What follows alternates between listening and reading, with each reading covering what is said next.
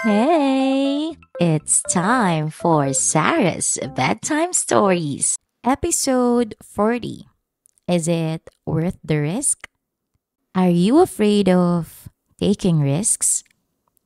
Ikaw ba yung tipo ng tao na kapag dumarating sa point ng buhay na kailangang sumugal o kailangan magdesisyon, natatakot ka rin ba? Kinakabahan ka rin ba? O kaya naman minsan ba nasasabi mo na lang na sa susunod na lang? O kaya wag na lang? If you find yourself at a point in your life where you are still looking for that extra push to pursue and achieve your dreams, well, this podcast episode might be for you. Story time. I am like you, or should I say, I was once like you. I am afraid of taking risks. Nauuna lagi yung takot ko at yung kaba ko. I used to be okay and happy with what I'm used to. Actually, that's why I was called binibining patlang back then. Kasi lagi kong sinasabi gusto ko yung sakto lang, patlang, ganon. But life has its way of showing you that there is joy in taking risks. I met this woman that I really admire for the courage that she has. Hi, Madam. Hi, Ma'am Grace. In her most genuine way, she challenged and inspired me to dream big, to aim for the best. She made me believe that there is something more than what I'm used to. Surprisingly, after months of having that conversation with her, iniisip ko pa rin paano ako na-convince, paano nandito ako ngayon taking risks and talking about risks. Ang duwag-duwag kong tao. And I realized na I am ready to take risks. Ready na nga akong mag-take risks sa'yo eh. Ikaw ba? Ready ka na? Wow! Charisse, ang awkward pala when I see myself speaking things like this. Oh my gosh, pagbigyan nyo na ako guys. Just trying. But anyway, mahirap mag-take ng risks lalo na kung marami kang kinoconsider. May it be in your career, business, or even with love. Laging nandun yung mga worries, yung mga questions, kaya lalong tumitindi yung takot na nararamdaman natin. What if hindi mag-work? What if it's for the worse? On the other side, what if mag-work? What if it is for the better or it is for the best? In my life, I only have few risks that I remember, 2 or 3. I remember the first one was during the time of pandemic, nung nag-resign ako bilang isang senior high school teacher. Ang lakas ng loob kong mag-resign, hindi ko naman alam kung anong a-applyan ko or kung saan ako papasok after. Ang alam ko lang, gusto kong mag-take ng risk. And that time, may part sa akin na napaisip rin ako if tama ba yung naging decision ko kasi ang tagal kong nawalan ng trabaho and na-stress talaga ako ng sobra because of that. But you know what? Because of that risk, I learned that when you have nothing, you will do everything for you to gain something. And now looking back, I am really grateful for that risk because if not with that risk, I am not here doing what I want. The second risk that I remember was during the time that I decided to do and produce my own podcast. My friends would know na I am really afraid of doing things like this, like sharing stories kasi takot akong mabash. Wow, wala pa man natatakot na ako sa sasabihin ng iba. But I also learned during my 20s because of other people that you have to choose kung ano yung mga salita na tatandaan mo. So nandun ako sa point na pinili ko na lang pakinggan yung mga taong naniniwala sa akin more than those people na may masasabing masama sa akin. And glad I did that I took that risk as well because Sarah's Bedtime Stories is now on its second year. Magkaiba man yung sitwasyon nung dalawang bagay na yon. Yung pagkakaparehas nila is yung nabigyan nila ako ng idea kung ano ba talaga yung mga makakapagpasaya sa akin. Mas nakilala ko yung sarili ko. Akala ko dati, kilala ko na yung sarili ko kasi masaya naman ako dun sa mga ginagawa ko before. But because of these situations, na-realize ko na may mas ikakasaya pa pala ako. Hindi pa pala yun. And that feeling na dati takot akong i-manage yung fear ko, like lagi ko lang siyang iniiwasan, ngayon nakaya ko siyang harapin at na-overcome. That feeling of overcoming fear and experiencing new joy, new source of happiness made me motivated to take another risk again. So ito na nga, kung mapapansin nyo, I decided to take the risk to do video podcast kahit na medyo magastos sa oras, sa ideas, even sa financially, meron ka ring ilalabas. Pero habang ginagastos ko yun or habang ginagawa ko to, I couldn't deny the fact that I am very happy. My friends would know kung gaano ako kasaya habang nire-ready ko pa lang tong mga bagay na to. Actually, behave na nga ako ngayon pero kung hindi, medyo nagtititili ako right now. And this experience led me to this podcast episode, which is the question, is it worth the risk? Nung hindi pa ako nagpo-podcast, I don't usually share stories or opinions in public. Like I said, takot kasi ako na mabash or may sasabihin yung ibang tao sa akin. Lalo na sa culture na meron tayo ngayon. Takot akong magkamali, yun siguro. I remember I told my closest friend Maan na, Mans, pag nawala na ako sa earth, pwede bang ibigay mo tong mga journal ko dito sa tao na to kasi gusto ko siya yung mag-keep. Yun yung sinabi ko sa kanya. And alam mo yung sabi niya sa akin, Hoy! Bakit naman hihintayin mo pang mamatay ka bago mo ilabas yung mga kwento mo? Yun lang yung sinabi niya pero that is that extra push that made me decide to share my stories and my podcast episodes. The idea of video podcast is not mine. It's the idea of my former students. And lagi nilang sinasabi na gawin ko to pero ang sinasagot ko talaga ay ayoko. Kasi natatakot din ako na makita yung sarili ko na may malaking face sa camera.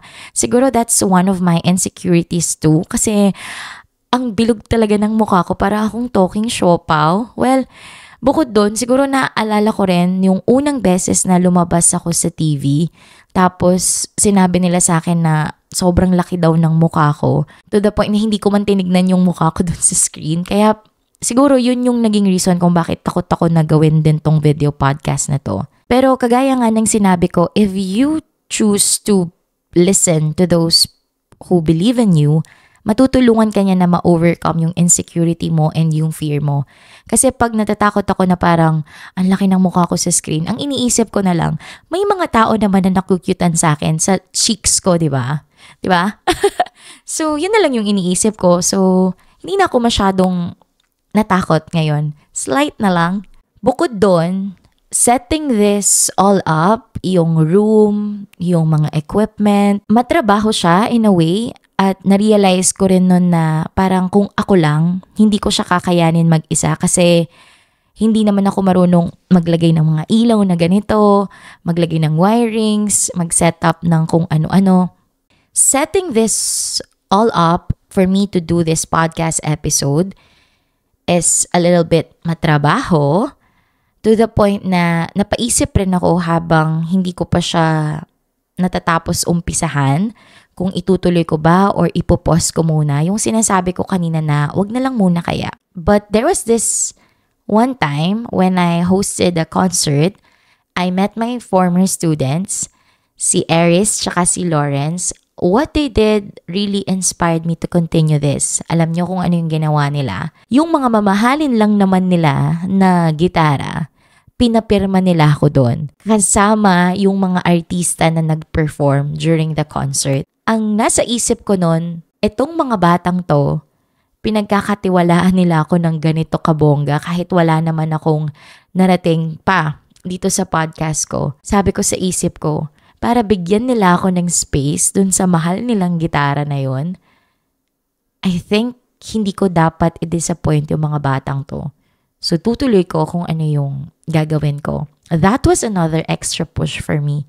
Kaya thank you Aries and kay Lawrence. Mula dun sa pagpirma ko sa gitara ng mga estudyante ko, hanggang sa pagbili ko ng mga gagamitin sa pagre-record ko, pagbili ng decoration dito sa room, hanggang sa pagsiset up, hanggang sa paglilinis, hanggang dito sa pagre-record, ang daming tumulong sa akin, mga 208. Charis, mga former students ko, yung mga pinsan ko, yung mga kaibigan ko, kahit nga yung mga ibang strangers, lahat sila nag-contribute para hindi ako masyadong ma-stress dito sa bagong bagay na ginagawa ko. There was one time na bumili ako ng bagong pang-record for this video podcast. And na-meet ko si Ma'am MG sa sa AHA. Kung nasa SM Pampanga kayo sa Cyberzone, hanapin nyo siya. Napakagaling niyang maghanap ng mga hinahanap nyo. Nung sinabi ko na gagamitin ko tong phone na to for video podcast, ang sinabi niya lang, sige ma'am, i-follow mo lahat ng accounts mo dito.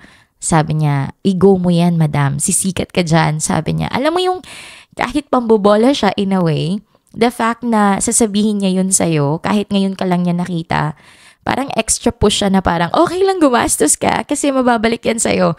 Even yung elementary teacher ko, yung grade 3 advisor ko, hi Ma'am Norma Punsa lang, tinawagan niya ako one Saturday afternoon. That was so random kasi akala niya ako daw yung isang sikat na YouTuber na nakita niya at napanood niya. Tapos ang sinabi ko sa kanya, ma'am, paumpisa pa lang po ako sa paggawa ng mga video content. Tapos ang sabi niya sa akin, i-go ko daw.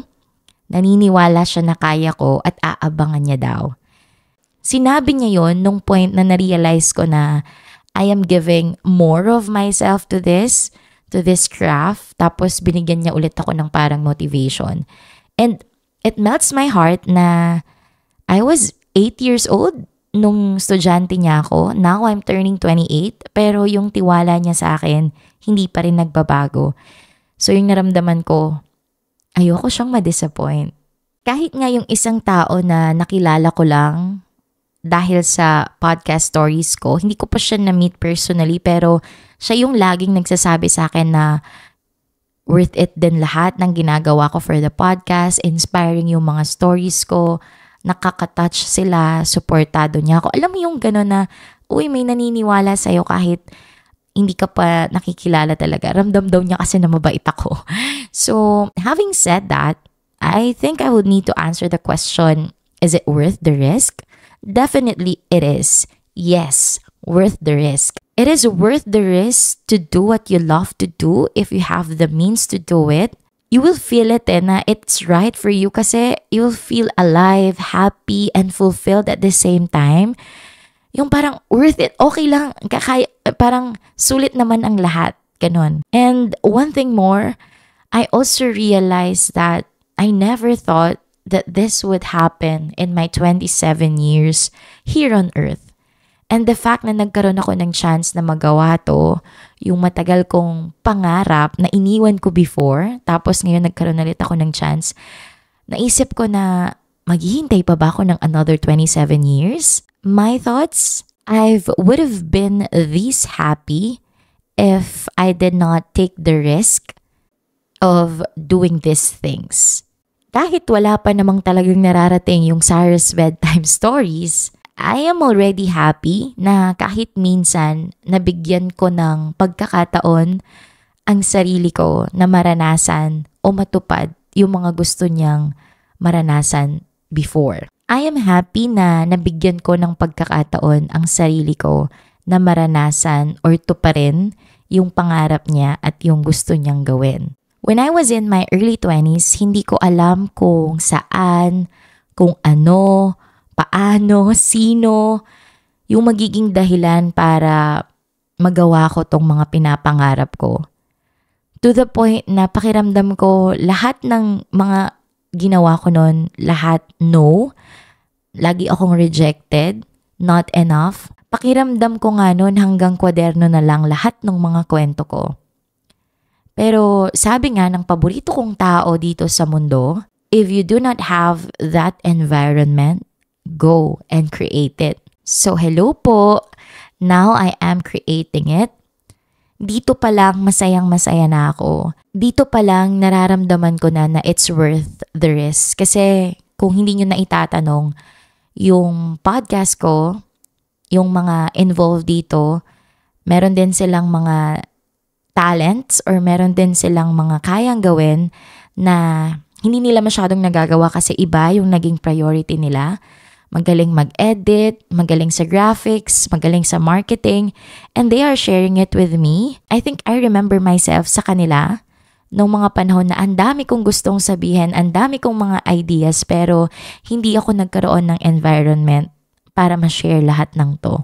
Even with the Finding Good Everyday ebook, if you can see the illustrations there, hi kay Billy, I work with him, grabe. Sobrang husay niya sa mga illustrations niya and I want to share it with everyone too. Gusto ko rin maramdaman niya na yung talent niya or yung craft niya, meron at merong mga taong makaka-appreciate sa kanya para yung fire sa kanya hindi mawala. I'm doing this not just for myself but for these people too. Kaya lalo akong motivated to do more. I want to share with you as well what I've heard before, that if you want to experience new things, you should do things that you haven't done before. As they say, nothing changes because nothing changes. My bedtime thoughts, hanggang ngayon, hindi pa rin ako makapaniwala na nakagawa na ako ng isang video podcast episode. Iniisip ko, ang dami ko rin palang mga ginawa at kinonsider para matupad tong pangarap na to. Pero naisip ko, bakit parang hindi naman ako ganun na stress? Slight lang, minimal lang. Then I realized I must be so blessed because of the people around me. Hindi ko lang po ito idea. Maybe what I'm sharing right now is my idea, but all of these things, the suggestions with my pajama, with the lights, with the setup, with the microphone, lahat ng to, pinagsama-samang ideya ng mga taong mahalaga sa buhay ko. I value them so much and I trust them so much. That's why I believe kung ano rin yung sinasabi nila. Kaya ang saya ko kasi pakiramdam ko, kahit nag-iisa ako nagre-record ngayon, pakiramdam ko, kasama ko sila ngayon. Oh my gosh, I'm so teary-eyed. Now I realize that I made this dream come true because of the people around me, and that makes it more extra special for me. Alam na alam nila ako kasi ayoko na sa stress, so they made everything easy for me. What makes it more even beautiful is that ito yung mga tao na kaibigan ko, na naging pamilya ko mula noon hanggang ngayon, nandito pa rin sila for me. Lord, thank you for giving me these people in my life. I realize that I am so blessed to have a supportive circle. Sa kanila ko napatunayan na it is already worth the risk because I felt loved and supported at the same time. And this is the best feeling that I've ever had in my life. It's a dream come true and it's the best feeling. So guys, thank you for making Sarah this happy. I owe you a lot. To everyone na meron pang mga gustong gawin sa buhay, you can do that. You can take that risk. Sometimes kailangan lang maghintay, but it's always possible. Good night. Mwah!